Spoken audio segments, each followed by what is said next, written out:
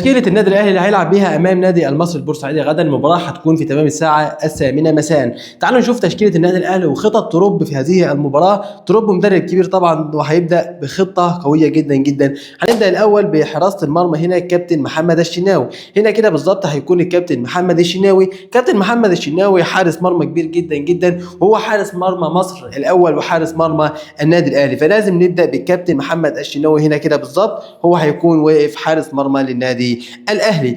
بعد كده هنطير على طول، هنروح على الباك ليفت. هنا الباك ليفت هنا هنلعب بمين؟ هنلعب طبعا بمحمد شكري. طب محمد شكري مين يا جماعه؟ محمد شكري ده الباك ليفت الاساسي بتاع النادي الاهلي. طب محمد شكري مش كنا بنشوفه الفتره الاخيره ليه؟ كان بيمر بفتره اصابه كبيره جدا جدا، فيستروب عايز يعطيله الفرصه عشان يشوفه هيثبت نفسه ولا لا مع النادي الاهلي، عشان لو مش اثبت نفسه مع النادي الاهلي فبالتالي النادي الاهلي لازم يستغني عنه ويجيب باك ليفت كويس جدا جدا عشان نلعب بيه. وبعد كده الباك يمين عندنا هنلعب بمين؟ هنلعب بالكابتن محمد هاني. محمد هاني الاسطوره العالميه، اللاعب العالمي اللي بيثبت نفسه كل مره مع النادي الاهلي. لاعب مهم جدا جدا، لاعب يتصاب ويرجع تاني للمباراه كانه ما كانش متصاب. فمحمد هاني نجم الاهلي ونجم المنتخب الوطني، ومحمد هاني بيعمل اداء كبير جدا جدا، ولاعب عنده طموح قويه جدا جدا بيلعب بها مع النادي الاهلي. بعد كده ثنائي الدفاع هنا بالظبط هنلعب بمين؟ هنلعب هنا بثنائي الدفاع،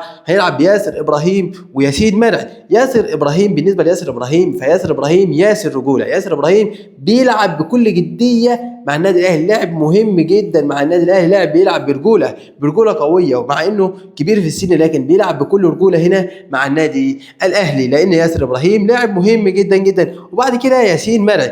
فياسين مرعي ده المدافع الناشئ الصاعد السابق للنادي الاهلي، مدافع مهم جدا جدا في النادي الاهلي، لانه مدافع لسه سنه صغير وظاهر بكل قوته، ومدافع قوي جدا جدا وظاهر بكل قوته مع النادي الاهلي، فهو لازم يكون هنا موجود مع النادي الاهلي. فياسر ابراهيم وياسين مرعي هنا في المنطقه دي بالظبط بينهم وبين بعض تناغم كبير جدا جدا. الجزء اللعيبه دول بينهم وبين بعض تناغم كبير جدا، كان ياسر ابراهيم ولا ياسين مرعي بيعملوا تناغم مهم جدا جدا، بيعملوه هنا في النقطه دي كده بالظبط زي ما انت شايف، بيعملوا تناغم كبير جدا في الدفاع بتاع النادي الاهلي. فالاثنين مهمين جدا مع النادي الاهلي، ياسر ابراهيم وياسين مرعي، الاثنين حاجه بسم الله ما شاء الله. هنطير على طول على نص الملعب، هنلعب هنا بمروان عطيه، اهو ده مروان عطيه، وهنلعب هنا بمحمد علي بن رمضان. بالنسبه لمروان عطيه، مروان عطيه لاعب يا جماعه، لاعب درجه اولى، لاعب جميل جدا جدا. مروان عطيه ده، مروان عطيه ده بيعجبني جدا، بيعجبني جدا. يعني هو بيلعب بكل رجوله، بيعرف يمرر الكوره، وافضل حاجه بيعملها مروان عطيه انه مروان عطيه مش بيفضل الكوره مش بتفضل معاه. يعني مروان عطيه بيستلم الكوره بيعرف يتصرف فيها صح، مش بيصبر او بيفضل لما الكوره تروح منه، لكن هو بيعرف يتصرف بالكوره صح. مروان عطيه مهم جدا مع في خط النص مع النادي الاهلي، لان مروان عطيه يعني هو استلم الكوره مثلا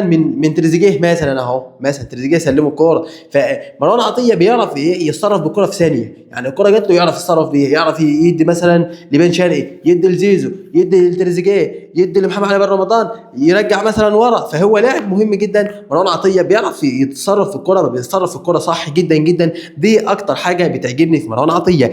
اما بالنسبه بقى للتونسي محمد علي بن رمضان، الاسطوره محمد علي بن رمضان، لاعب عالمي يا جماعه، يا هنانا يا سعدنا بن رمضان. عندنا بن رمضان هنا بيلعب لعب قوي جدا جدا، يعني بن رمضان لاعب تاريخي ولاعب عالمي يا جماعه. محمد علي بن رمضان بيحصل بينه وبين مروان عطيه تناغم كبير، تناغم كبير قوي يا جماعه، تناغم كبير جدا جدا اللي بيحصل بين محمد علي بن رمضان ومروان عطيه. بعد كده هنروح على طول على خط الهجوم، هيلعب طبعا بثلاثي في الهجوم زائد المهاجم.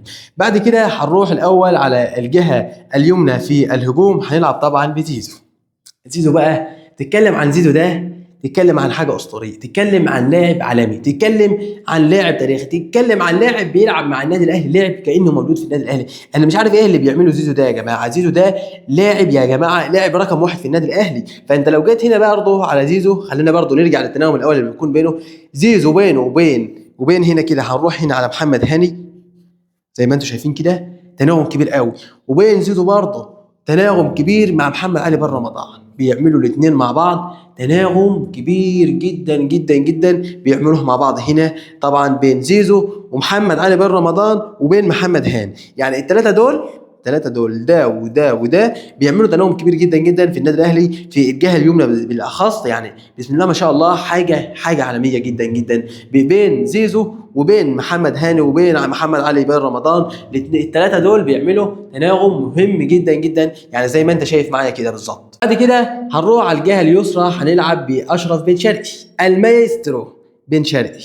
المايسترو بن شرقي لاعب جميل يا جماعه، لاعب عالمي. بن شرقي ده بيهم جدا جدا في الجهه اليسرى ديت مع النادي الاهلي، لاعب يعني انت تعتمد عليه بشكل اساسي، لاعب جميل جدا جدا بن شرقي. هنا طبعا بن شرقي هنا هيلعب معاه محمد علي بن رمضان، مع ان هو بيلعب في الجهه اليسرى معاه في نص الملعب. فبن شرقي لاعب ولا اروع، لاعب ولا اجمل، لاعب ولا امتع، لاعب يا جماعه يستحق المبلغ اللي بيدفع بيه هنا فيه بن شرقي، لاعب يا جماعه يستحق المبلغ اللي بيدفع فيه بن شرقي. فبن شرقي بيثبت نفسه كل مره. ماستر يا جماعه، لاعب لمسات عالميه، كوره بيلعب كوره قدم، كوره حقيقيه، لمسات تاريخيه، لمسات تتحسب له بكل روح وبكل اخلاق، لمسات عالميه اللي بيعملها اشرف بن شرقي. بعد كده في الهجوم طبعا هنلعب بمين؟ بجراديشار. طب محمد شريف مصاب. طب جراديشار تروب عطيله الفرصه عشان يشوف هيثبت نفسه ولا لا مع النادي الاهلي.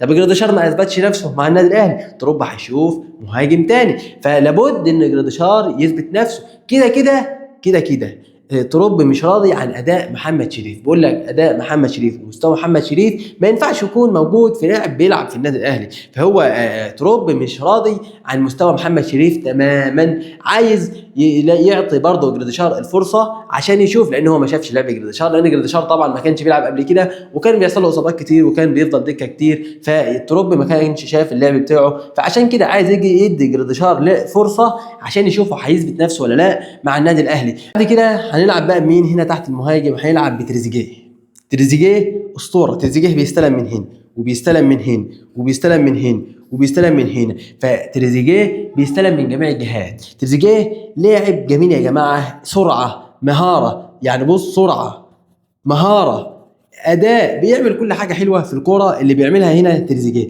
فتريزيجيه هيستلم من جميع الاطراف، من هنا ومن هنا، من نص الملعب ومن زيزو ومن بن شرقي ومن جميع اللاعبين. فتريزيجيه لاعب من اهم اللاعبين الموجوده في النادي الاهلي، ولاعب مخلص جدا جدا بالنادي الاهلي، لان تريزيجيه اساسا هو كابتن الفريق، فعشان كده بيشتال ضغط الفريق على دماغه. الاداء اللي بيعمله اداء تريزيجيه اداء فوق الخيال، بيعمل اداء حلو قوي قوي مع النادي الاهلي. محمود حسن تريزيجيه سرعه ومهاره واداء وتضحيه ولعب بكل رجوله وبكل جديه بيقدمه للنادي الاهلي. فتريزيجيه مهم جدا جدا مع النادي الاهلي. تشكيله يستروب اللي هيلعب بيها مع النادي الاهلي زي ما انا قلت لك كده، هنلعب هنا بالشناوي، بعد كده هنلعب هنا بمحمد هاني هنا، وهنلعب بياسين مرعي وياسر ابراهيم ومحمد شكري هنلعبه هنا كده بالظبط. وبعد كده نص الملعب مروان عطيه ومحمد علي بن رمضان وزيزو، وبعد كده اشرف بن شرقي وتريزيجيه تحت المهاجم على طول، وبعد كده جراديشار. دي افضل تشكيله تروب ممكن يبدا بيها ان شاء الله غدا في تمام الساعه 8 مساء